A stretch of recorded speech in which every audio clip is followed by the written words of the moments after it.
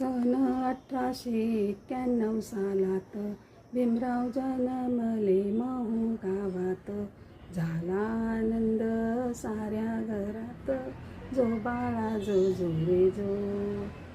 झाला आनंद साऱ्या घरात, जो बाळा जो जो रे जो. तारीख 14 एप्रिल महिन्यात, जो बाळा जो जो जो. होता बाळ तो बुद्धीने क्लास, घडविला त्याने नवा इतिहास. तारीख 14 एप्रिल महिन्यात, जो बाळा जो जो रे जो.